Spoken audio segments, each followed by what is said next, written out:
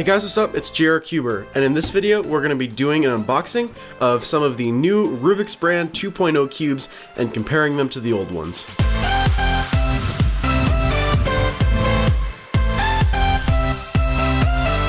So I got this package from the Rubik's website. This is the first time I've ever ordered from them. Came pretty fast.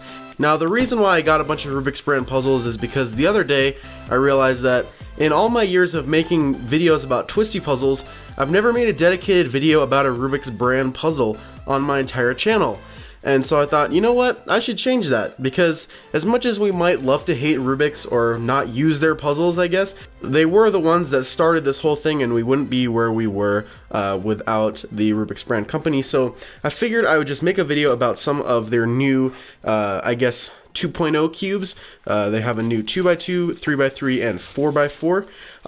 I already have the new 3x3 store-bought cube, but I really wanted to check out their new 3x3 speed cube, and I also got the old versions of the puzzles as well, because I actually don't have a normal Rubik's brand, like, original 3x3 in my collection, and I never had a Rubik's 4x4. So let's go ahead and take a look. So let's see. Here's the Rubik's Speed Cube. This is the Eco Cube, which is just a normal 3x3. They just changed the name, I guess. Here is a normal Rubik's 4x4. Here we have the new Rubik's 2x2. Now, the one Rubik's brand puzzle that I do have is the new 3x3. This is the new 2.0 cube with the tiles, but this is the one that's not adjustable. And this one's okay. It turns relatively well for a Rubik's brand puzzle, I would say. Turns better than the original one did. So yeah, this one's not bad. And I'll kind of talk about why I think this cube is good for non-cubers and just casual solvers in a little bit. So first, let's go ahead and start with just the normal Rubik's brand 3x3. This is in like a real fancy cardboard box. I don't really care about boxes though, so I'm just gonna rip it open. Okay, so as it turns out, this is actually the new Rubik's brand cube. This is not the original. That's actually not great, because I really wanted the original Rubik's brand with the stickers, and on their website it said that this was the original Rubik's brand cube, just in different packaging. So that's a little bit disappointing, honestly. I was really expecting the original one, because I just wanted a normal original Rubik's cube for my collection. Well, I guess I have another one of these. This one definitely doesn't turn as well as my original, or as this one, I should say. But this one's been lubricated, so yeah, this doesn't turn very well. Anyway, let's go ahead and check out the 2x2. Yeah, here it is. First turns. I guess it turns okay. It doesn't have any corner cutting, but you can finger trick it. But yeah, no corner cutting. But yeah, it's I don't know. It feels strange. It's pretty crunchy. It's not the normal size of a 2x2, and that's throwing me off as well. Yeah, I don't know. I think I remember seeing that the mechanism of this was almost like a miniaturized 4x4. But yeah, it's a little bit weird. This one also has the tiles, of course. This is the new 2.0 2x2. And I also never had an original 2x2 as well, so I can't really compare it. Anyways, let's go ahead and move on. This is the 4x4. Now, I'm not sure if this is the stickered one. I can't really tell if this is the stickered one or the new one with the tiles, but I guess we will see very soon. Okay, so I can tell now that this one has stickers. Anyway, here is just the original Rubik's 4x4. I had one of these a long time ago, and it's, I think yeah, a Rubik's 4x4 is what I learned 4x4 on, but then it broke, and I never got another one, so here we go. Let's go ahead and do some turns. I'm not expecting this to turn great at all, but okay, well, I wasn't expecting it to turn great, but I also wasn't expecting it to turn that bad. Oh my gosh. You gotta really use your wrist to turn that. Oh man. Yeah, that's the Rubik's 4x4. Great. Obviously, I'm being sarcastic. What I'm really kind of excited for is this new Rubik Speed Cube. Here we go. This one pretty much looks exactly the same as this one, except as you can see, there's these little notches in the tiles, so you can pop out the center caps, I guess. Maybe you need like a screwdriver to do that, because I can't really seem to get it. Okay, there we go. Strange that it's a flathead screw and not a Phillips screw. That's interesting. Anyway. Okay, so let's go ahead and do some first turns. Well, that's a very weird feeling. It's pretty loose, but at the same time, it's very slow and sluggish. Like, it doesn't want to turn, but when I try and force the turn, the corners like kind of come apart a little bit, and it gives it this very strange feeling.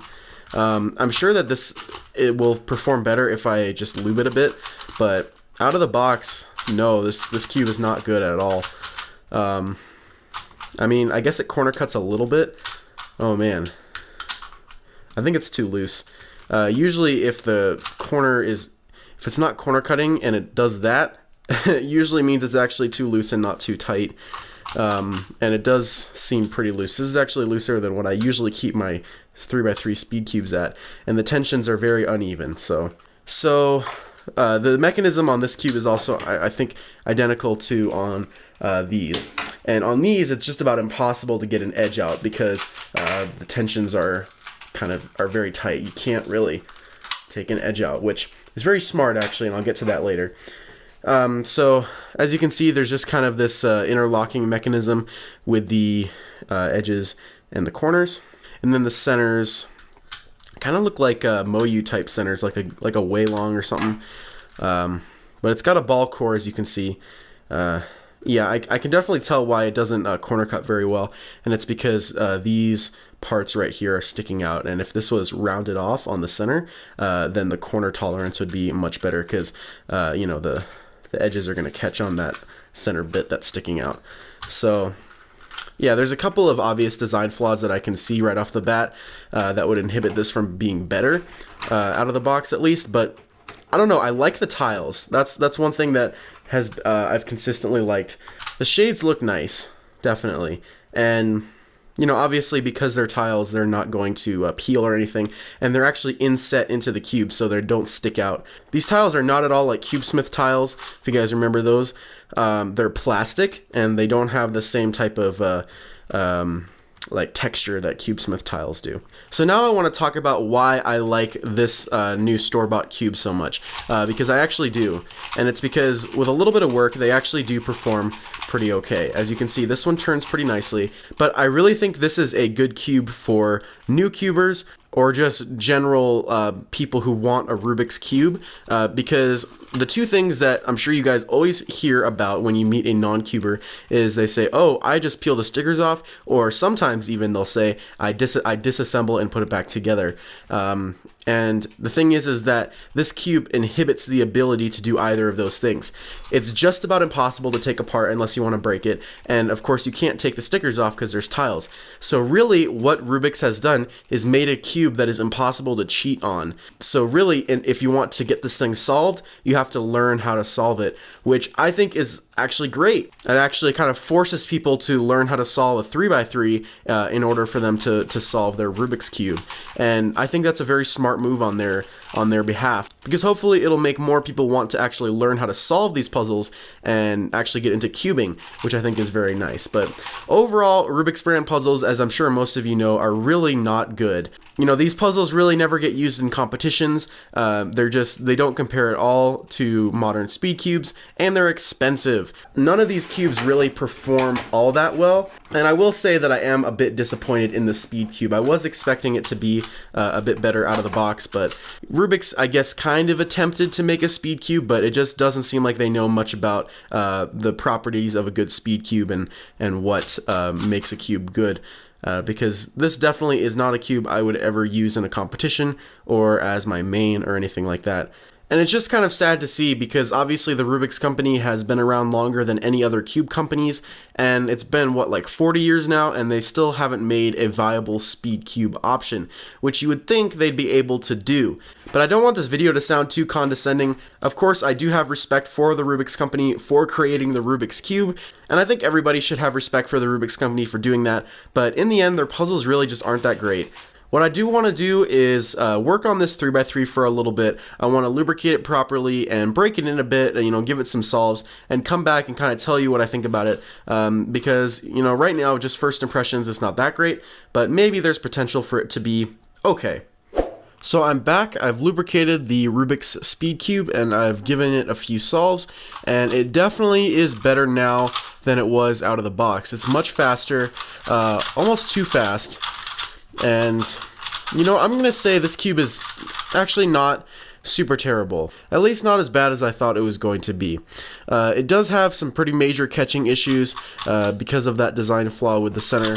And my times are a few seconds slower on this cube than on any other speed cube. But it's definitely not terrible, and it's not as bad as I thought it was going to be, like I said.